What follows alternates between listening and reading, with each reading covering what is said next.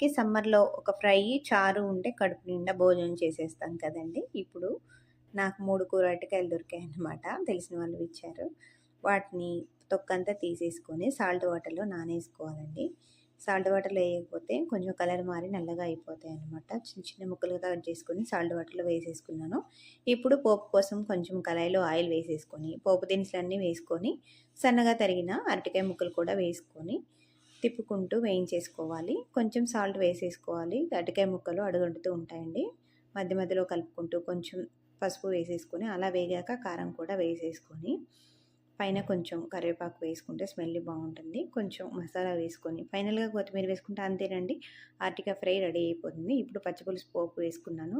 కడాయిలో కొంచెం ఆయిల్ వేసి, జీలకర్ర, ధనియాలు, ఎండుమిర్చి, పసుపు వేసేసుకొని, కొంచెం కరివేపాకు కూడా వేసుకొని, ఈ పోపుని నానబెట్టిన చింతపండులో వేసేసుకొని, కొన్ని వాటర్ వేసుకొని, కొంచెం సాల్ట్ కూడా వేసేసుకొని, మొత్తం మెత్తగా పిసికేసుకోవాలండి. దీన్ని ఇప్పుడు పోపు వేసుకోవాలనమాట.